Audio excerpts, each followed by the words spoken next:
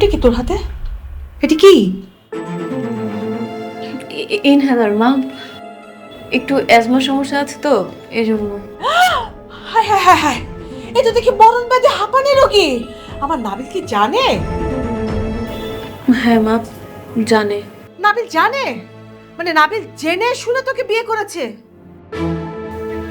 কি করবে বল? আমার ছেলেটা তো খুব সহজ সরল। আমার ছেলেটা তো এগুলো বুঝে না যে এটা পিছনে সারাটা বছর কত কারি কারি টাকা ব্যয় করতে হবে। আমি নিশ্চিত খালামণি যে নাবিল ভাইয়ারে ওরা কালা জাদু করছে। যদি কালা জাদুই না করে তাহলে আমার মতো সুন্দরী মাইয়া রেখা এই পেঁচা মুখিরে বিয়ে করতে যায় বলো? আয় থাম, এই কাত্তানা রোগী তো দুদিন পরে এমনি মরে যাবে।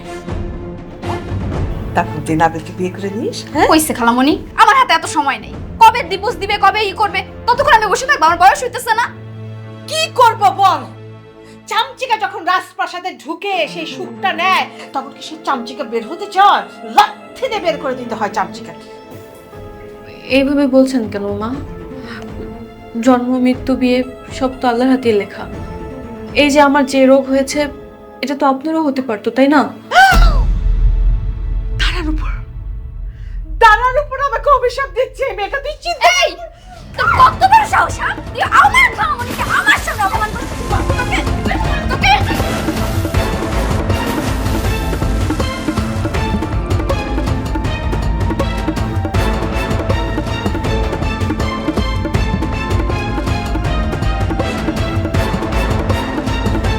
যদি ক্ষমতা থাকতো না এক্ষুনি শেষ করে দিতাম।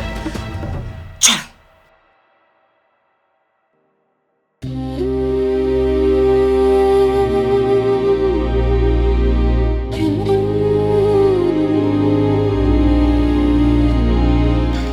খুশি, তোমার সকালেও দেখলাম তুমি সুস্থ, হঠাৎ করে তুমি এত অসুস্থ হয়ে গেলে কিভাবে? কি হয়েছে কিছু বলো। ওই না মানে ঠান্ডা পানি খেয়েছিলাম তো ফ্রিজ থেকে, এর জন্য মনে হয় একটু সমস্যা হয়ে গেছে। দেখো খুশি, নিজেকে ভালোবাসতে হবে আগে, ঠিক আছে? নিজের টেক কেয়ার নিজের করতে হবে। ডাক্তার কি বলছো? বলছো তোমার অ্যাজমার সমস্যা, তো আইসক্রিম ঠান্ডা পানি এগুলো থেকে দূরে থাকতে হবে, মনে থাকবে তো?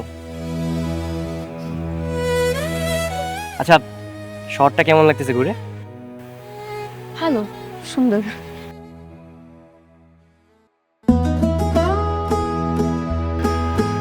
আচ্ছা খুশি, একটা জিনিস বুঝলাম না, তোমার নাম খুশি কিন্তু তোমাকে দেখে না কখনো খুশি মনে হয় না, মনে হয় যে তোমার মনের মধ্যে অনেক কষ্ট।